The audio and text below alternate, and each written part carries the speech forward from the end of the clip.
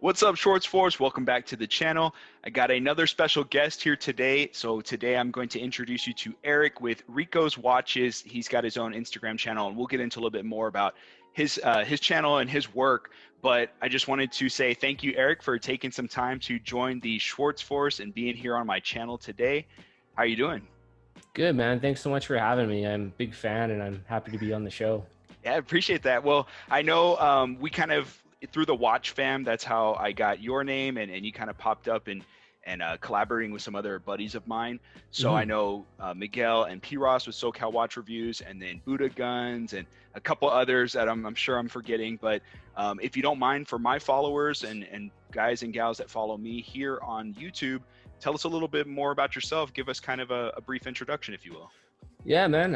I've been running the Rico's Watches Instagram page for the last 6 or 7 months, and it's really taken off. I've really enjoyed kind of becoming part of the community and kind of becoming a more integrated part of the Watch Fam.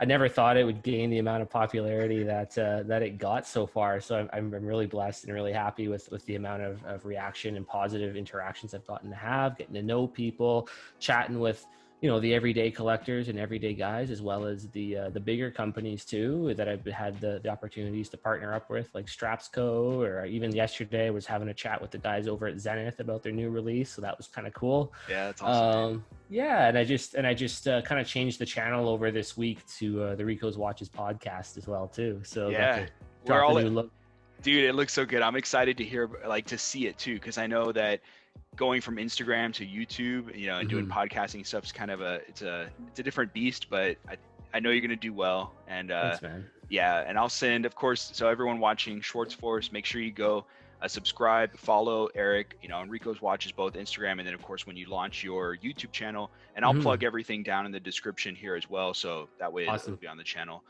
Thanks, brother. Yeah, man. So I'm excited, and yeah, I was looking through your Instagram, trying to kind of get a feel for like your work, and really good stuff, man. And I think as of probably earlier today, I think you're what, like 6,700 or 800, somewhere around there. Yeah, about like 6,750 or something like that. I've kind of had Nice. I had some giveaways recently, and then a couple other like the posts that like advertise the new logo and our partnerships, or our collaboration today and stuff like that, right? And I feel like those always kind of don't get as much attention as like other wrist shots and other photos. So I've kind of been up and down a little bit, but you know how it goes, man. Yeah, exactly.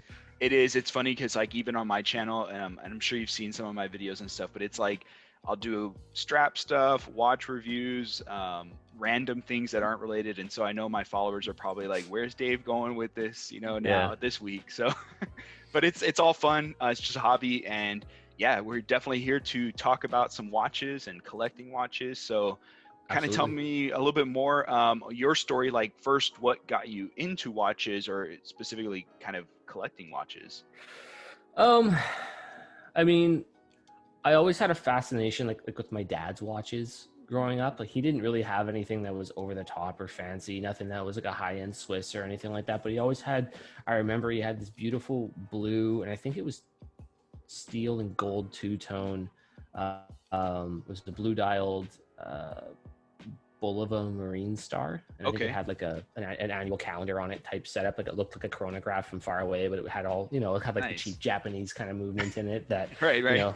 Exactly, right? So and it was always such a cool watch, and I remember just like I loved playing with it as a kid. I think there's photos or like old family videos of me just playing with it and loving it and things like that. So I think my fascination with watches started essentially, from before I was too young to even appreciate that I had an interest in them. Right. And then later on in life, I'd received like a Casio from my dad when I was a kid. That was a great watch to wear every day. Still have it, still runs, beat the snot out of it when I was probably like 10 or 11. And then I think when I hit about 13 or 14, my dad gave me a Seiko 5, and it was just like a nice little kind of dressy looking Seiko 5 watch. It had the display case back with like a 7S26 movement in the back. And when you first and I didn't really know a ton about watches up to that point, but like when you first see your first automatic or your first mechanical movement, right, like it totally just blows you away. You're like, what? Like No You know, batteries? especially exactly someone from our generation, right? It's like, what? No batteries? I didn't know that Yeah. was a thing. How do you make something run without batteries or electricity? You know? Right. Yeah. And so it was really interesting. And then from there, it really took off. That's when I started getting into Seiko primarily, because I mean, I didn't have a lot of money at the time, and I couldn't really. I also didn't know what was out there, right? And I Yeah. wasn't part of the online community or anything like that. So I started into Seiko, and I bought I think I've owned like 3 or 4 SKX 007s over the years. It's kind of one of those ones that I let go of and I get one, and I let Oh go of and I man, get, yeah. it's kind of the same relationship everyone has with it, Yeah, and that love then hate. exactly right. And I've had the monsters, I've had a bunch of other Seikos over the years Okay. going forward from there. And then it kind of, when I was going into university, post-secondary education, that's when I kind of thought, you know what, I want to get myself something nice. So I bought my first nice Swiss watch, which was the Casino Royale Bond Seamaster, the 2220.80. So Okay. not like the special edition, but just like the one that was worn in the movie type thing. Yeah. Yeah. Um, Nice. and that's where like my love for Swiss watches really started. That's where I started to get this appreciation for like, hey, these are something that's really different. These are something that's special, and I really enjoy what goes into them. I enjoy the research. I enjoy just sort of the life that, or the world that surrounds them, Yeah. And then so I really kind of took off into Omega. I've owned I don't know. I've owned a lot of modern Omegas. I've owned a lot of vintage Omegas. I only have 2 now. Okay. I got rid of most of them just over the years as I've been consolidating and kind of taking the collection in a different direction.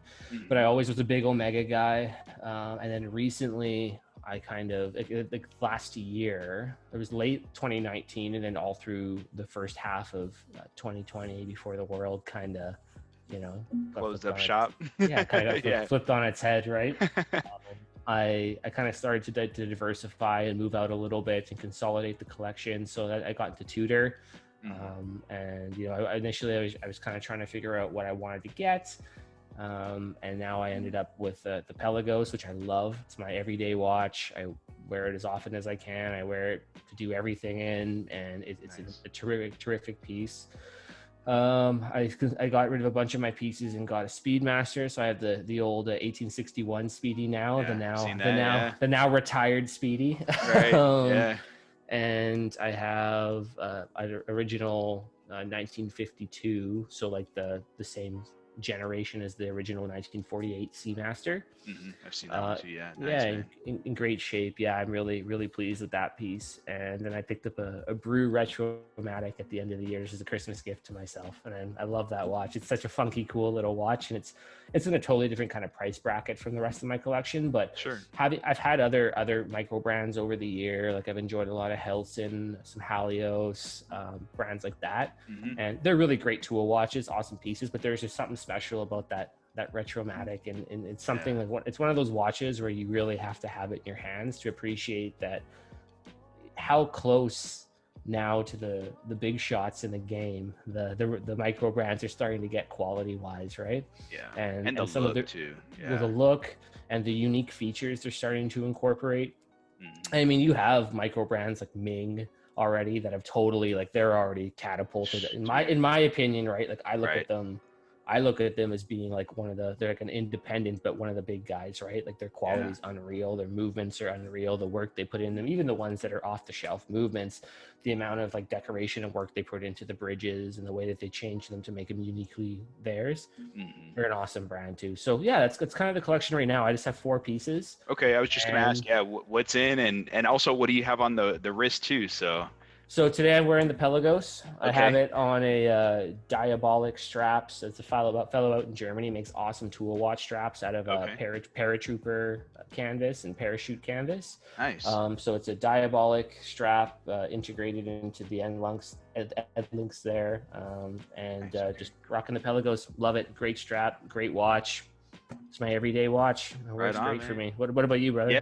Okay. So I'm actually wearing my Feist, I hope I'm saying that right. It's the Royal Oak Homage, but I haven't really worn it much this year. And they did a really good job, obviously, making an homage of it, in my opinion. It's not perfect, but it's one of the better ones out there. For sure. And I just, yeah, I, like I said, hadn't worn it much this year so far. And I saw it in the watch box. I'm like, it's my day off. Like I'm going to put on the wrist and give it some wrist time. So I thought you were just flexing super hard on me. I was like, damn, dude, hey, that's no. It's rocking the AP. I didn't know we were playing that kind of game today. No. That day probably will never come. But for $200, it scratches the itch. It's beautiful. Thanks, man. Yeah, and it's funny because the Tudor. So I didn't realize that it has. So it's an integrated bracelet then. But that strap, the guy makes it, or am I?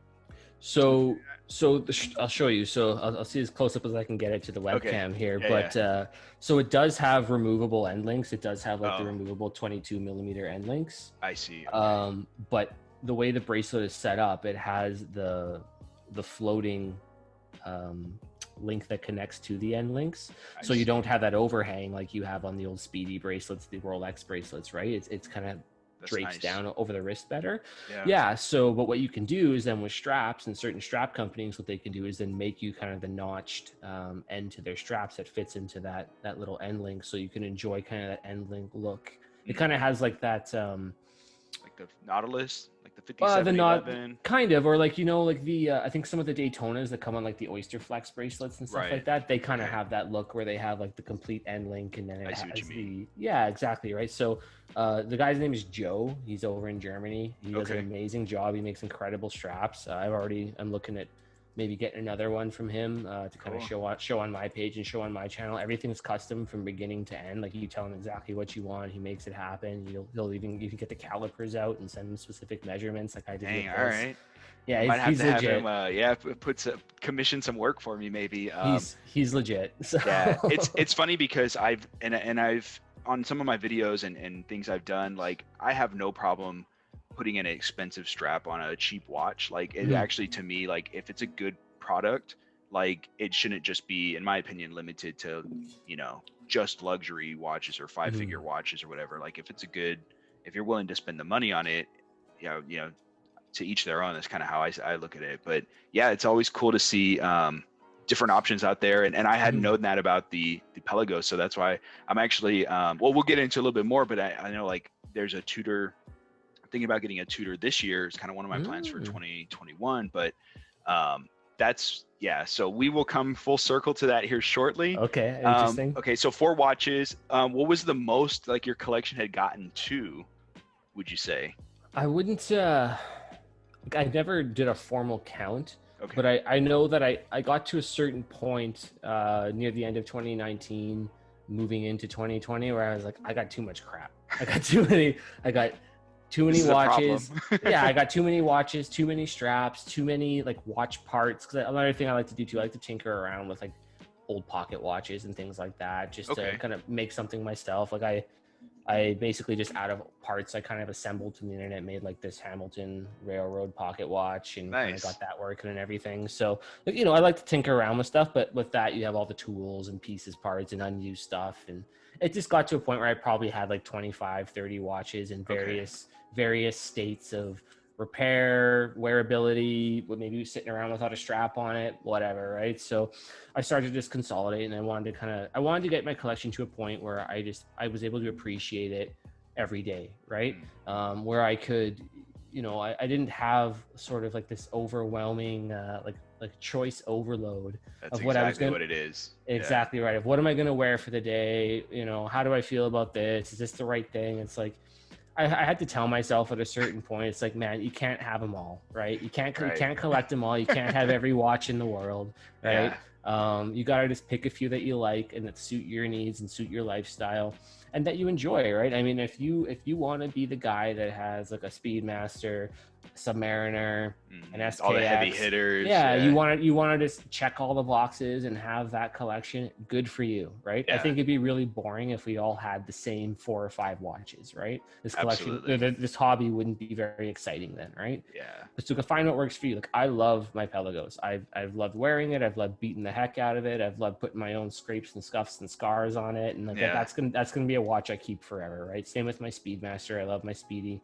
Love my vintage Seamaster. That's really my only vintage other than the pocket watch now. I got rid of all my other vintage because it is a pain in the butt to take care of it all. But Yeah, so I mean that's kind of direction I went with the collection now, and I'm hoping that I told myself the limit's gonna be 5, right? Five. I don't Okay. want to. I think anything more than 5, you start to get, in my opinion, in my day-to-day life, what works for me, that choice overload again, where it's you start to have redundancies, watches that could do the same function and kind of suit the same purpose, or maybe have a lot of similar design language that you don't really have. It just something's always getting left out, right? My watches right now, they all kind of get worn in a rotation, or if I'm doing a certain activity or going a certain place, then I'll wear that watch, right?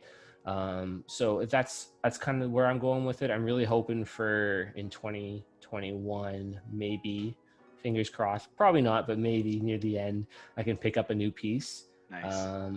I got a few contenders in my mind. Maybe we'll talk about that later too, when we talk about what you're hoping to pick up as well. Yeah, And other we than will. that, yeah, other than that, like, I'm really happy. Like, most of my collection, with the exception of maybe the brew, Mhm. they're to stay, right? The brew, if I'm in a financial position where I can pick up another like really high end piece, I might be tempted to move that one along. Okay. But it's not because I don't love it. It's just Yeah. because I gotta be strict with myself, or else I'll end up with, again, 30 pieces that sit Yeah. around and do nothing, right? So, but everything else they're keepers, man. They're here to stay, and I'm already very happy with the collection that I have. I'm very lucky to have such a Good for you, beautiful man. collection. Yeah, man. Yeah, it's such a tough thing to do, to downsize, because it's easy to collect and just obtain and amass these watches, but then when you try and pare it down, that's, to me, I feel like that's the challenging part. I'm going through that myself this year as Mhm. well. Um, but it seems like, okay, so 4 or 5 watch collection, 5 being the max. Like, did you pick what you picked based on hitting all those functions that you're going to come across in life, or was it more of like, because I know you have your dress, it looks like you have a dress watch, you have your dive Yeah. watch, the speedy, and then the brew, and they all kind of fit like a different, but was that your thinking, or? To a certain degree, yes. Like, I wasn't really looking specifically for the type of function as much as I was looking for is in diversity of design, Okay. right? Right. And hitting some of the big design houses, right?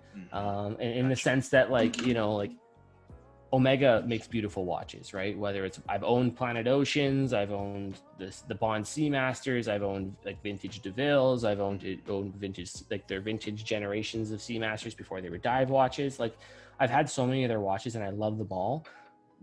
But something that really encompasses so much of what Omega is, and Omega's design language, is the speedy, right? Right. I think that's why we love it, is because it's the quintessential Omega, right? Iconic, yeah. Exactly, right. So I think, like, for me, that checked the box, right? The one redundancy I have is with brand, obviously, because I have the vintage Omega. Right. That's sort of, I mean, like, that in itself is such a beautiful piece. It has so much history. It has history for me too. Like, I got married in that watch. It was a piece that I specifically seeked out because I wanted to have a beautiful vintage dress piece to wear when I got married, right? Nice, yeah. So that watch is always going to be sentimental, and it's sort of a reminder of the past of my collection, right? It's sort of Hmm. that nod to where I started with the collecting, especially for the high end part of my collection, and then, or I say high end, but like the mid range luxury, I guess, I suppose, And in no, this it's high world. end. It's high end for most In the, people. Yeah. exactly, in this world, it's not considered high end, but for Sure. everyday people, absolutely, right? I mean, Yeah. you could, yeah. Anyways, um, I tried to explain that to my wife, but Yeah. No, I the get you. I think we all share that pain, but Yeah. the that's kind of the one redundancy. I wanted to have a micro brand to kind of have a little an independent brand in the collection. That's why I went with the brew, as well as I found the design language really unique. I found it really interesting. I thought that it was really cool, like, kind of that it derives a lot of its design from these old espresso machines. That's kind of Yeah. where and it's pretty cool. I'm not It sure. Like, is. one of the cool things that, like, is a a benefit of doing this, right, and sharing. And I agree now, like I don't make any money doing this. I just love talking with the watch fam and the community, and like this is just my hobby, right? Sure. It's my way to stop myself from going insane during lockdown, while also building something that I can continue to enjoy into the future.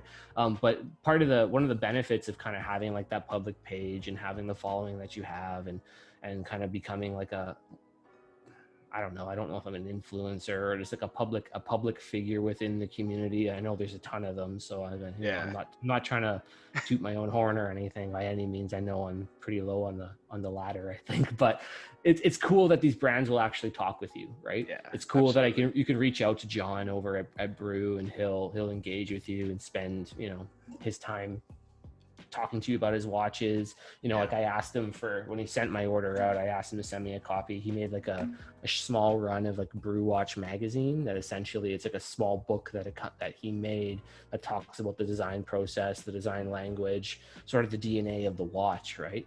Yeah. And only certain people got it, right? And so you ask for that, and it's like, yeah, absolutely, just like take a cool picture with the watch and post it up and stuff like that, right? That's like cool, so people, man. yeah. So I mean, Dude, I'm gonna have to hit him up. What the heck? I bought a Brew. I have a retrograph. I'm gonna be like, John.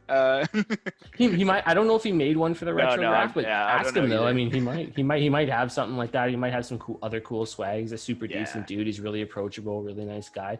But it's cool to be able to have that aspect of the community as well too, right? And kind of engage with people, right? So that watch, maybe if I'm ever in a position to get another nice piece, maybe that one will just like be retired to like the digital watch box or something, and it's like, I'll keep it, but in the watch world, I'll just save room for 5, we'll see. Say 5.5. There you go. 5 plus 1. All right, so that's cool, man. And I can see, and you kind of walking me through that, like your thought process in that collection. And I like, it's cool, like having that rotation. And like I said, I think 10 is where I want to get first. I think 10 would be good, and then eventually pare it down even more from there. But I was gonna ask for you, like with your collection or with watches and your experience, like, are there any absolute deal breakers when it comes to watches? So for example, fashion brands, Invicta's another big one, case sizes, like what are some can't do it type of things for you? I mean, I don't want to hurt anybody's feelings. All right. You know what? No. That's the beauty of it though, right? Like we're not always going to agree on everything. Yeah. I'm Canadian though, right? Like we're supposed to be nice and not, there you go. Yeah. Feelings. Exactly. Not controversial. Yeah. I'm real sorry about it, boys, ahead of time. But, so I think,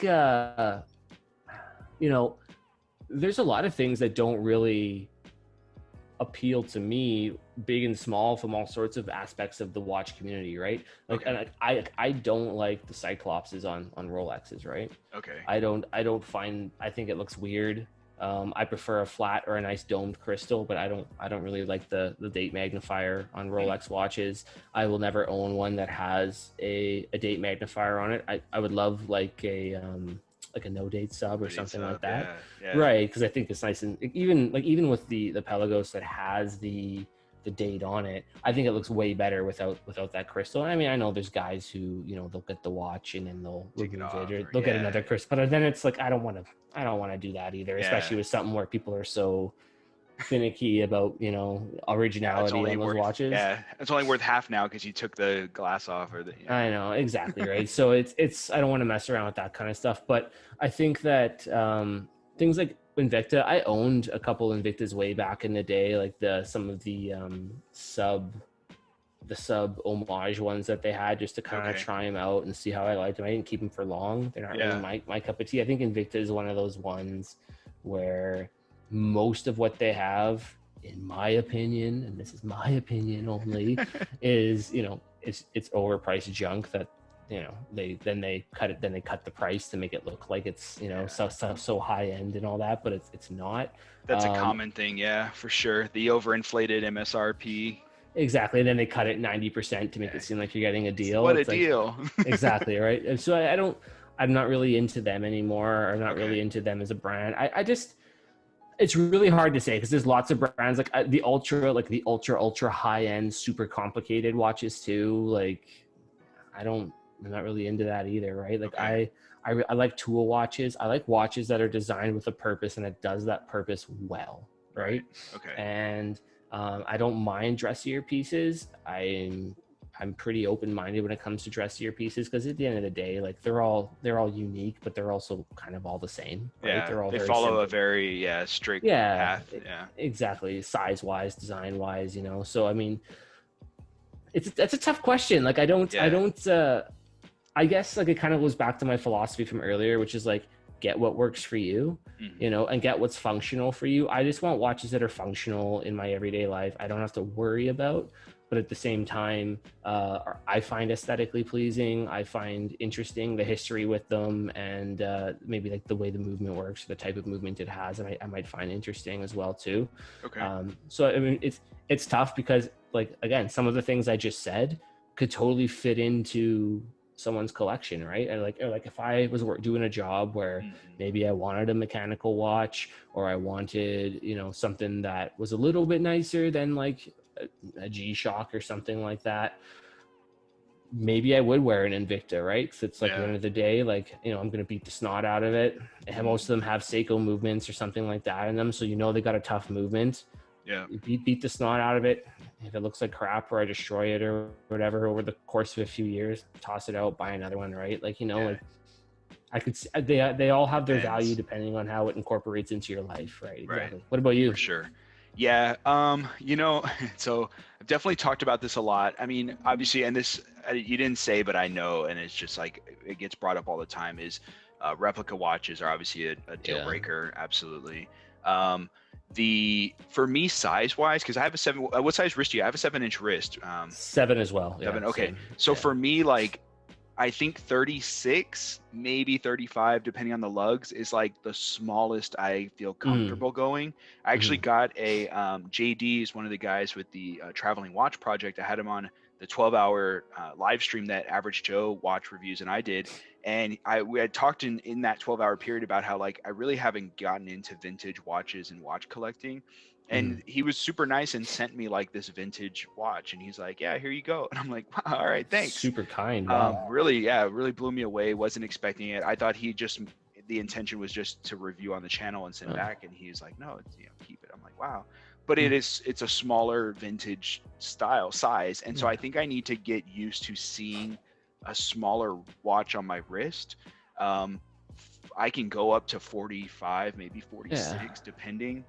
But I feel like once it gets too large, especially the lug to lug, like 50, 51, it's starting to really push it.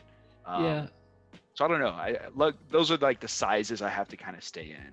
I think you're right. I think like, and I guess I was maybe thinking too broadly with kind of like the specifics of what Oh, would okay. be a no-go. Like obviously for me too, like I don't want anything that's going to look like a dinner plate on my wrist. I don't want anything that's Right. going to look like a women's watch on my wrist. I mean, the Seamaster that I have it's 34 millimeter, Okay. but it has the beefy lugs, right? So it Yeah. wears a little bit larger. It has kind of a bigger profile on the wrist, and then I put it on the beads of rice bracelet, so that kind of Okay. adds to it as well. Sure. So I find like depending on the vintage watch, it can make a big difference on how it wears. Sure. You know, kind of again like with me, like I found just dealing with so many vintage watches all the time that could be a bit of a headache. So I mean, I was kind of like, okay, like I got a nice vintage watch. They kind of checks all the boxes that you're going to get with 99% of vintage watches from that era, right? You can plexiglass, stainless steel, you know, finishing that isn't quite the same as what you get today, and the technology is going to be pretty like kind of like compared to today, but still functional. I mean, the watch still works, still runs. later, right? So I mean, stuff like that. So I think that's true when it comes to the sizes, and then replica watches. That's another touchy thing. I don't mind homages. I kind of touched on homages and a little bit with the SoCal guys with Miguel and P. Ross. Yeah. I saw that, You know, with my opinion on those, which is if I were to just summarize, I talk a lot. I'm sorry, but cool, man. Hey, if I this is what we do. We talk. fair enough to summarize it. I mean, everyone's kind of been stealing different aspects of everyone's designs over the years anyways, right? I mean, the Speedmaster was an homage of something else. The Submariner was an homage of something else. You know, like there's only ever one original of everything, right? And then everything else is kind of an evolution or an homage to that. And people tweak their own designs and make it unique in some other ways. But at the end of the day, like most, not all, but most dive watches today have the same kind of core functionality and technology that, you know, the big dogs have. Same with the little dogs, right? Same thing. Replicas, I do take a firmer stance on. I don't believe in fake watches. I think it's wrong to misrepresent your product as being yours when it clearly was someone else's, especially putting like, if you're straight up putting like a brand's name on it and it's not that. I don't like the idea that essentially they're designed to be nefarious and deceitful from the get-go. Right. I mean, that's the key, the counterfeit aspect of it. Exactly, right. And where the money goes, like, I won't get into it because we don't want to get into like politics and stuff like that. But I mean, they basically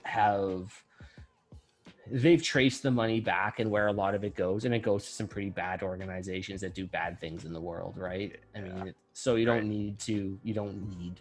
I don't think you should be. So if you don't believe in that stuff, don't give those people your money, right? Yeah, just get an homage. It's fine. Exactly, right? I mean, what's wrong with getting like a San Martin or something like that? That, you know, it's essentially a Submariner ripoff, but it at least has its own name on it, right? It has its, you know, it's not, they're not saying that they're a Rolex when they're not. And I think that's, you know, I still wouldn't wear one based on the fact that essentially it's just a replica with a different name on it.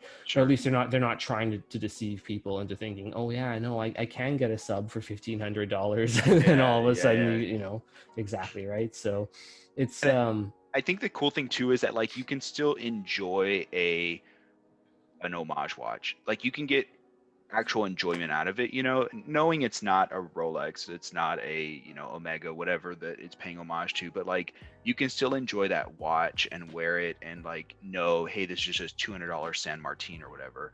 But if you have a replica and like you get stopped, someone asks you about it, tries to, like now you're in this completely different rabbit hole that you either have to own up to it and, you know, try and pass it off as the real thing, maybe get caught, or like, and I can see like back before there were so many homage brands like Parney and San Martin and stuff like that, or Parnis or how you pronounce it.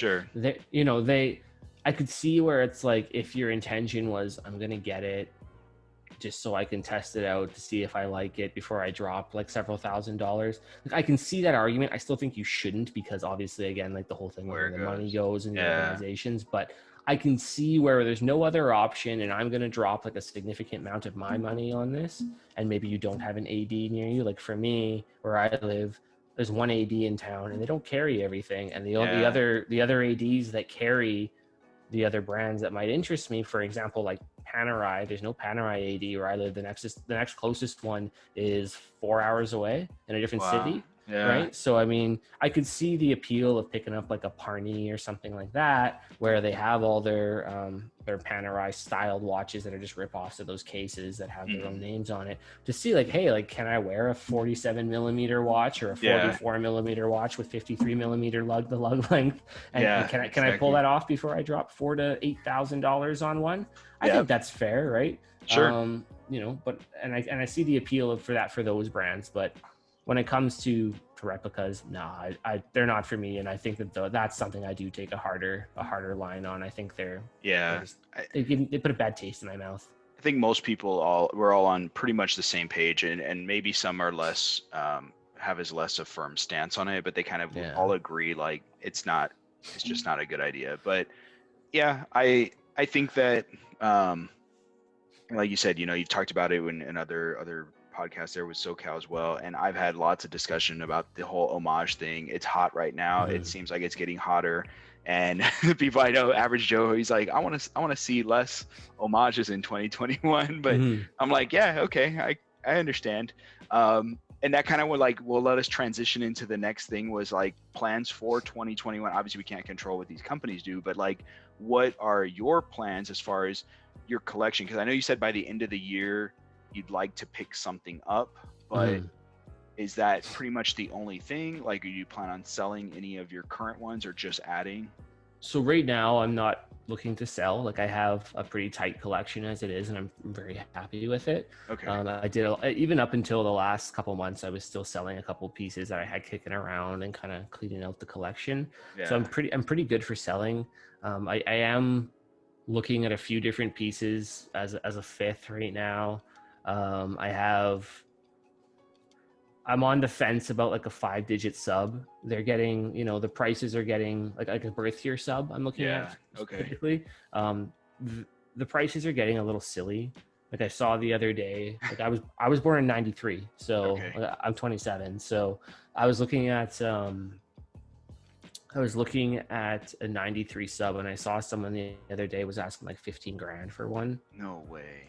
Yeah, and I mean, I don't know if they got it. I don't know if it's sold for that, but the prices are getting a little silly, right? And I mean, at the end of the day, and again, people are gonna get offended about this. It's like at the end of the day, yes, I know it's a Rolex. Yes, I know they have history. I know they make great. Okay, you know what? Like, it's a $3,000 watch. Just because you're willing to pay $15,000 for a $3,000 watch doesn't mean it's all of a sudden the superior watch, right? Yeah.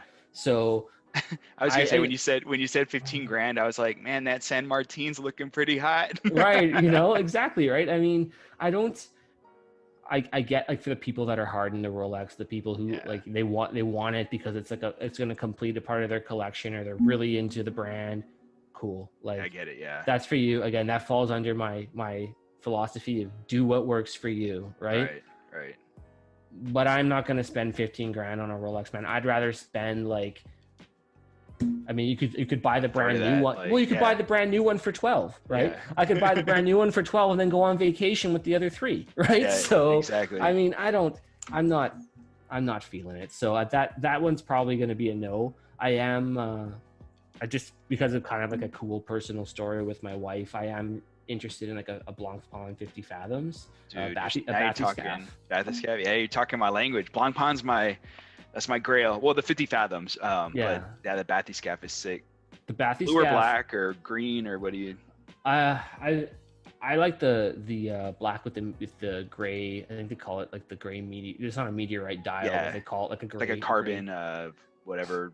I forget what the material is. Like a slate gray. That's what I call it. Yeah, but it's a beautiful watch, and I had the opportunity to try it on in Vegas a couple of years ago with the missus, and she really, like, the whole, I've told this story on like all the podcasts so far because it's kind of like my little thing I've kind of had with her, but it's essentially like it kind of was the moment where she started to realize it was like I wasn't just crazy, where like there's a lot to this hobby and there's a lot to this community. And like when we walked in, there's only the two boutiques in I think all of North America. Actually, they have the Madison Avenue, or the Fifth Avenue location, and they have the Caesar's Palace location, right? Caesar's, okay.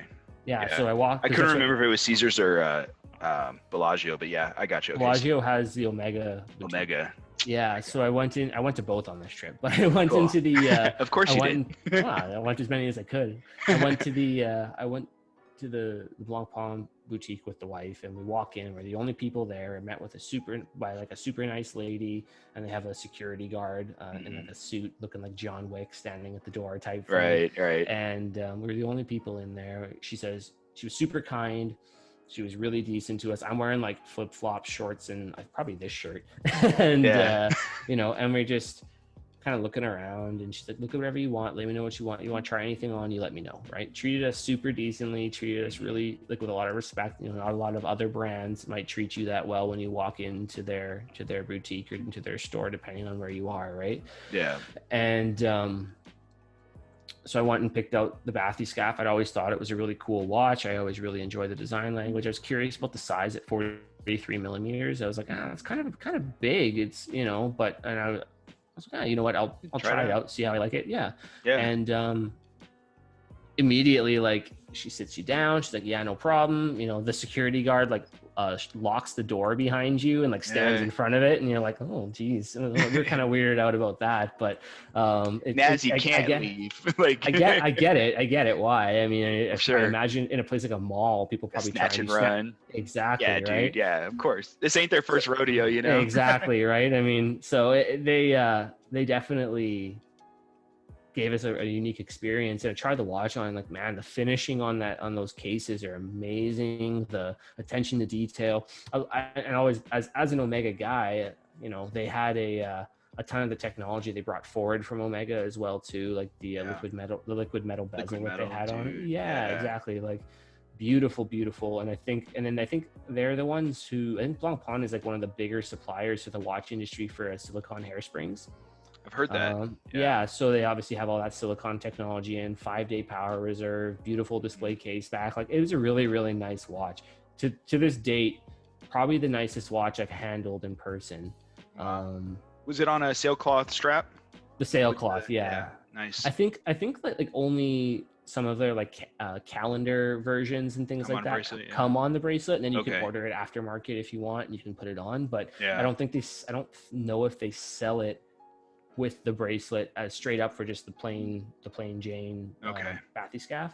Yeah. So I really enjoyed it. I thought it was really awesome, cool. Man. Yeah, that watch has always kind of stuck with me. I think you can see in the background my wall of watch ads. I have a couple of bathyscaphe ones and things like that. Some other Omega stuff, Tudor stuff, Rolex stuff too. But it's always been a watch that left an impact. And at the time, this was a couple of years ago, the prices on them were pretty decent for the used market. You could pick them up like a full kit, amazing condition, for I think like $6,000, something like that. Even now they're about what, $8? You can still get them. You can get them. You can, if you look long enough, you can still get them for around like 65, 67. Yeah. You know, I don't know what kind of condition or how well it'll be running if you get it, but I mean, you can definitely still find them in that price range. Yeah. I think that as the sub keeps creeping up, it's kind of dragging along a lot of the other comparables with it. Yeah, for sure. So I think that the bathyscaphe is going to be going up in price even more as people start looking for other alternatives and just start to get turned on to the watch. I think now it's kind of funny because if you talk to the watch community, they're always going on about how there's the downward trend of case sizes and watch sizes, but everyone keeps going up. Omega's making bigger watches. Rolex is making bigger watches. Tudor's watches, they've released a couple smaller ones, but their watches are always like 40 mil and up, right? So I think I have a theory about that, actually, if you don't mind, if I can, because I think that we in the community want 39 to 41, but I think as more people get into watches and that grows, the average person that's not a watch guy or gal yet likes larger watches. So I think they're still like trending. Could be. That's what I think like too, at the same time, it's like these brands we just discussed, like they are the trendsetters, right? If Rolex is all 41 and up now, well, all of a sudden it's like, oh, well, if Rolex is doing it, I guess it must be the right thing to do, right?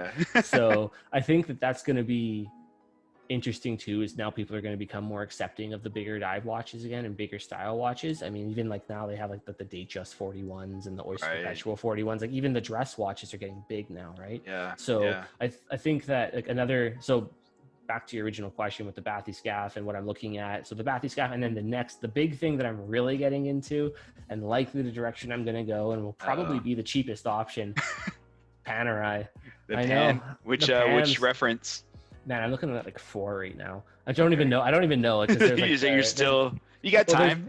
There's like the Betterini cases, or like the original kind of like 1990s, early 2000s style cases, and you got the 1950s cases, the 1940s cases, the submersibles, right? So I'm specific one. The one that really got my interest and kind of sent me down the rabbit hole was the 1351. So it's titanium cased. It's tobacco dial, gold hands. Nice. The little blue second hand, 3-day. It's a 3-day automatic display case back. Beautiful watch, stunning piece. It has so much of like the original Panerai DNA, but they really modernized it. So that one's probably at the end of the day going to be the one that I end up with. But I'm really tempted by like the previous generation 42 millimeter submersibles, the 682s, I think they are, because they had the ones with the display case backs. Those were like a unique reference they had, which there was like a limited run of T serial I didn't know that. submersibles. Okay. Yeah, so I think they only made like they originally released them with display case backs, but they were leaking and having problems with them. Like there was yeah. right. So they stopped doing it, went to solid case backs, and then they later released a limited run of, I think I want to say 1,500. It might have been 1,000 or 1,500 T serial submersibles. Is that what you want? One of the limiteds? Well, it wasn't considered a limited edition. It just right. But production, I guess. Yeah, it was a limited production. So it'd be like a T serial submersible with a display case back with a 90-10 movement. So you get that extra little bit with the display case back that doesn't leak, and so you can actually enjoy your watch, like, even if you like just wear it in the shower or wash your hands with it, right? So that one is a possibility. And then I'm looking at some of the base model Betterini cases, but with the like made of titanium again. I ever since the Pelagos, I'm sold on titanium, dude. Yeah, I really? love it. I love titanium. It sucks. The lightweight of it. It's the lightweight, and it has a different warmth and feel to it that it just steel doesn't have. And I have steel watches. I still love steel watches. I'm not going to get rid of all my watches to replace them with titanium watches, but from here on out, if there's a titanium option, I'm going to go with it. I enjoy it. It makes me happy. Yeah. It works for me in my life. Right. And I find that most of the titanium style watches that are out there, they tend to go for a satin or a brushed finish, which is what I prefer. Right. I'm not big into high polish and stuff like that. Okay. So I like the tool aesthetic of watches. I like how they're not, they don't catch attention the same way as high polished watches. So that's with the also the fingerprints and smudging. Exactly. So with the titanium PAMs, because a lot of them are like all 100% high polish, you get a titanium PAM and it's all brushed. Yeah. So I really think that's cool. It's a cool piece too. So that's some of their base models. Their base models are cool now, man. Like they come with a 5-day manual, or sorry, an 8-day manual hand wind movement, right? Like takes like 3 minutes to wind every Saturday or whatever. Just you're exactly. Good. Just go till your carpal tunnel sets in. Yeah. Exactly. But it's exactly no. So I think that's really cool, and I find that really enticing. Is that those 8-day movements? Because that's a big part of their heritage and their history too. But I don't know what I'm going to end up with, man. I think regardless.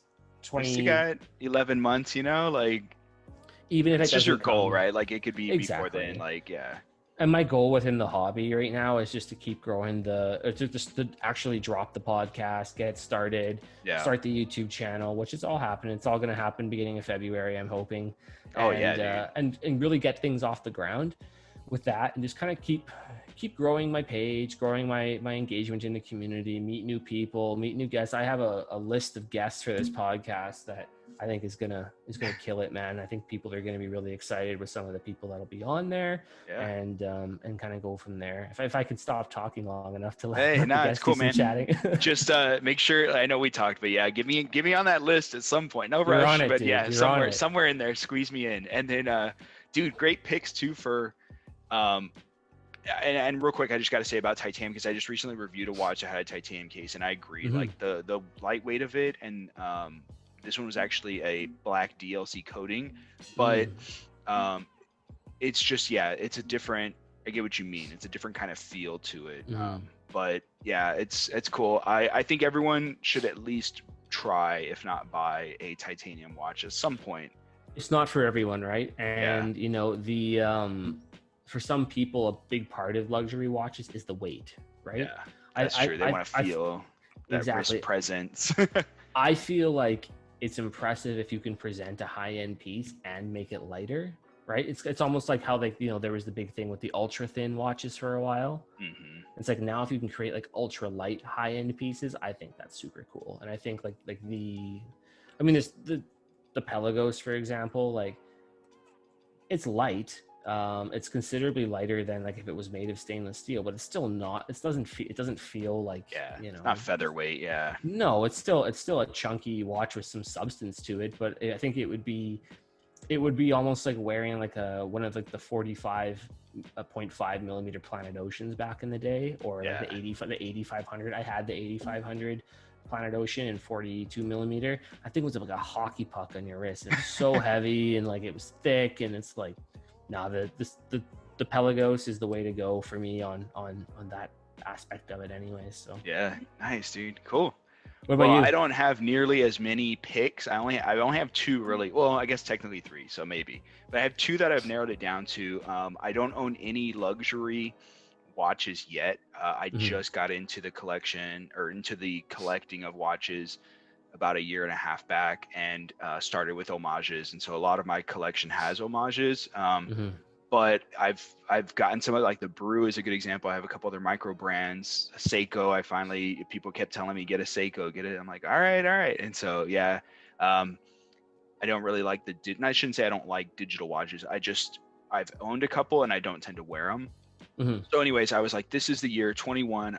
My goal is to save up and get my first luxury watch, or at least, higher end for me. And I was really leaning towards the Nomos, Mhm. Tangente, like 38, but because I have the homage of it, and it's such a great looking watch. Can dress it up or dress it down. Bauhaus design, but of course it's German, not, it's not Swiss made, but um, Nothing it's wrong with just, that. yeah. Which, and then that's the thing is, like, Nomos, like, obviously in Glashütte or whatever, like, they're um, Mhm. iconic in their own way. But I don't know. I'm also leaning towards the Tudor Black Bay 36 versus 30 or 41, and I don't Mhm. know because they're only about maybe less than $1,000 price difference. Mhm. And I got to see if there's ADs. I'm pretty sure I have ADs here in town, and go try them both and see. Okay, Mhm. I don't want to just go for the more expensive because, resale value or whatever.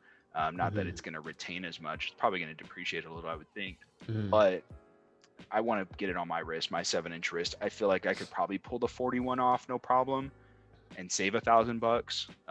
But I might like the way that the 36 wears better. So So, so what appeals to you about each the one, or Tudor? Well, what yeah, the appeal? What Tudor. I think I understand what appeals to you about the Nomos, because probably the Yeah, same thing that appeals to me. It's like high end. It's unique enough, but it's not like it's unique because it's not Swiss, but it's not Japanese. It's something right. different, right? Um, the Germans do an The, excellent job at Hey, what they and do, right? Schwartz Force, Schwartz. There you go. I gotta There you represent go. my German heritage. Yeah. Exactly, right. So I mean, they do an excellent job. Is it like the Tangente? Does it have the alpha movement in it, or what does it have for movement? That one has that 38 is the, I don't know if it's the alpha movement. It has the hand wine. Um, I haven't even looked into that. I didn't even realize there were different options. Yeah, I know they've had. I think they had. I want to say like a Unitas version. They have an alpha movement version. I think they had one that was based on like a Peugeot movements. Okay, So they have a few. I don't know like for the Tangente that's good line to what they know. have, but Yeah, there's a few yeah. different options, right? Like I know like the Orions, depending on which generation you got and which size and all that, they had different types of movements in them. Okay. And like some had display case backs, some of them didn't. So like Nomos is a I'll, really cool brand with that kind of stuff for sure. yeah, I'm gonna do some digging because that was part of my thinking with it. You're right on about the reasoning behind going for Nomos, but another part was like value, like bang for buck, Mm-hmm. because I feel like you're getting a lot of value and not spending a whole lot of money relative to other watch I prices.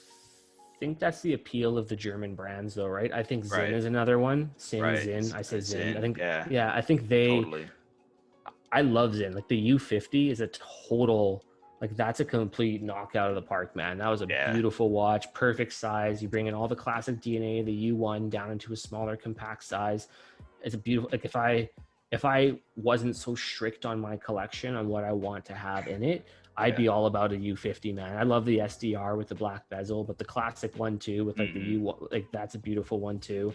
Um, that's Yeah, like the Germans give a lot of value for what you get, and they're kind of fall into that philosophy of they do something, they do it well, right? Like a yeah, Nomos will serve you well as an everyday piece or as a dress piece, and it will do it perfectly. The exactly. Zinn is the Yeah, same thing. Like if you need a pilot watch, it will work perfectly as a pilot watch. You need a dive watch, same thing, right?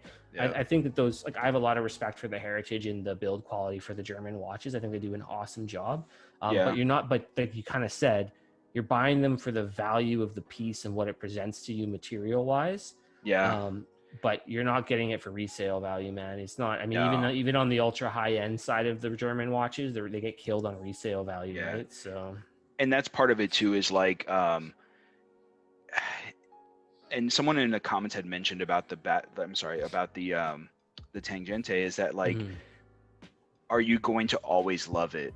Like, mhm. and that's where I'm like, I don't know. I, Well, are you you always know, going to love it until you get something nicer that fills the same purpose, right? right. Like, And that's the thing. yes, like and even in my short journey with collecting, it started out with cheaper homages, right? Because it's like, oh, it's a good value, like, for Yeah. what you're getting, and a lot of them are.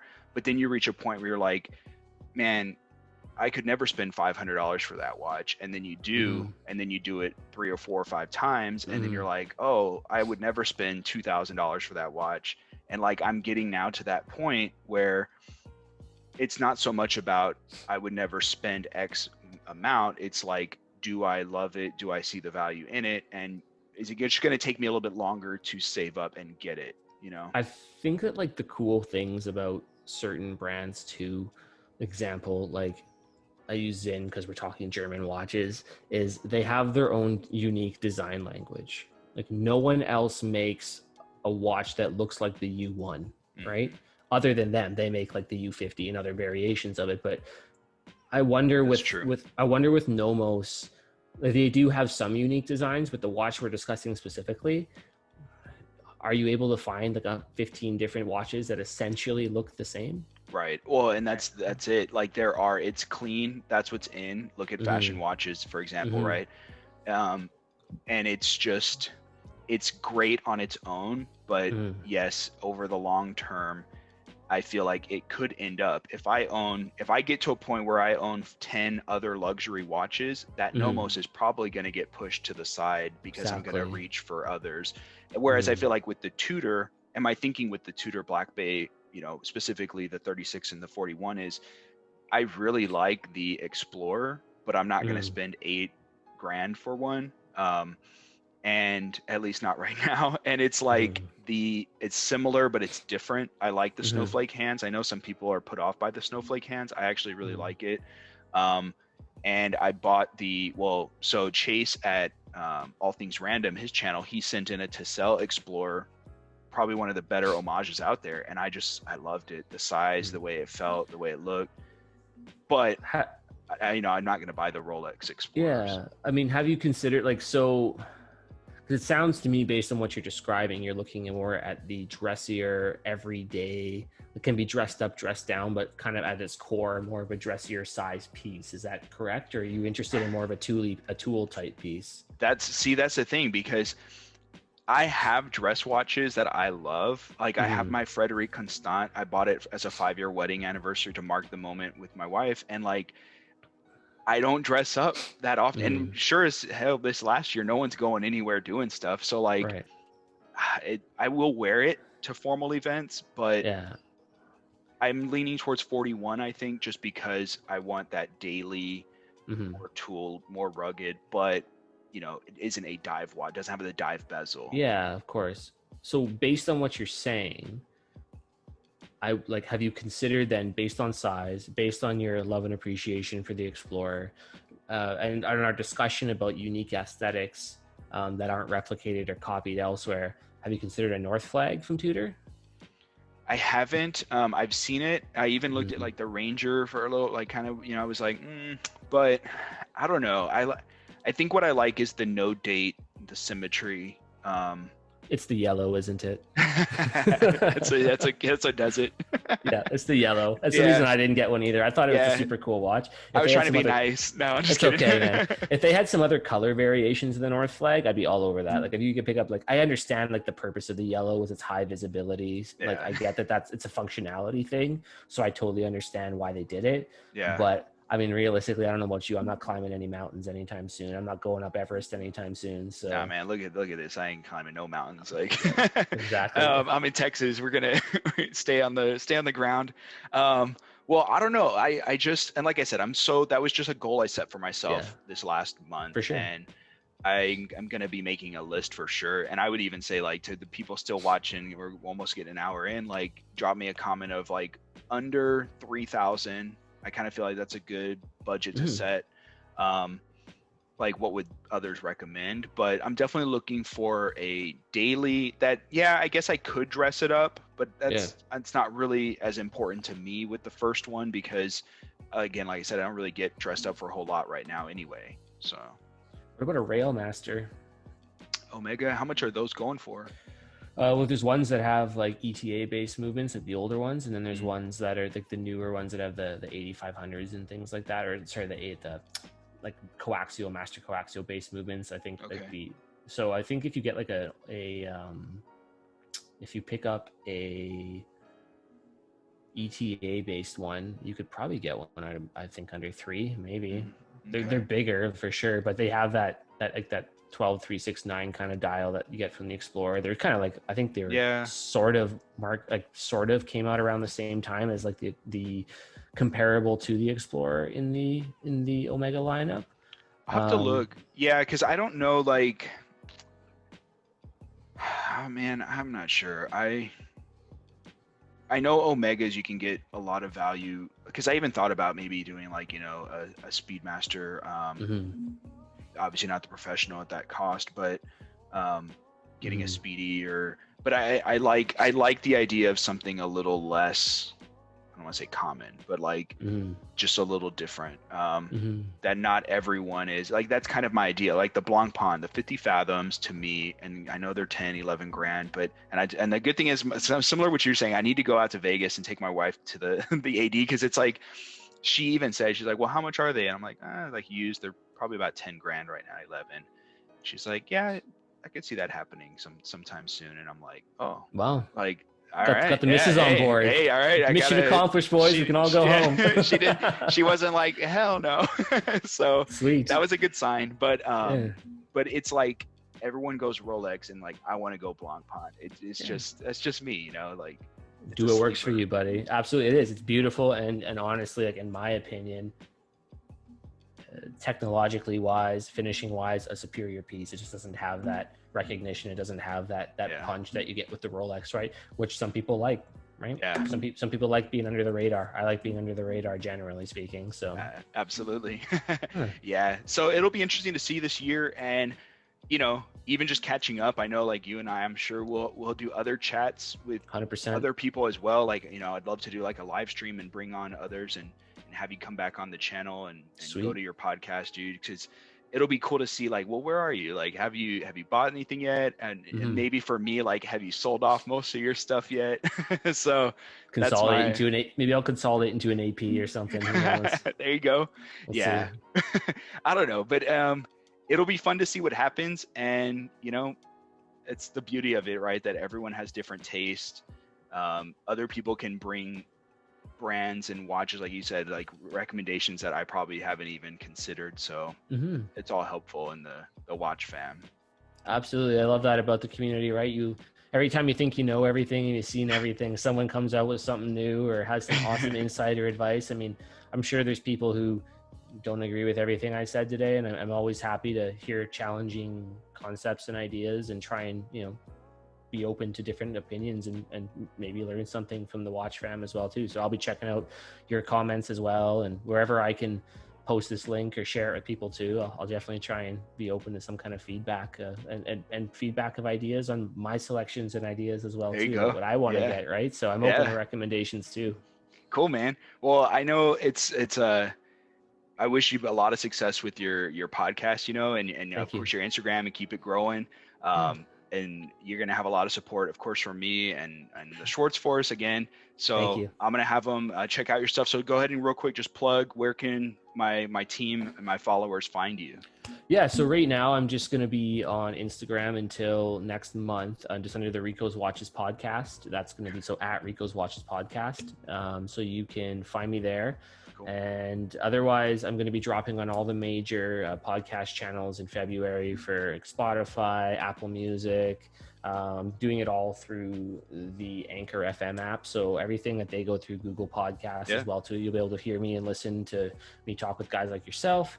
other guys. I'm just going to be chatting with people from the community, people that with about their own collections, essentially do exactly what we just did today, but Love it. with Yeah. all people from different aspects of the watch fam, right? Okay. And then I'll be uploading the video once I figure out how to edit the video properly.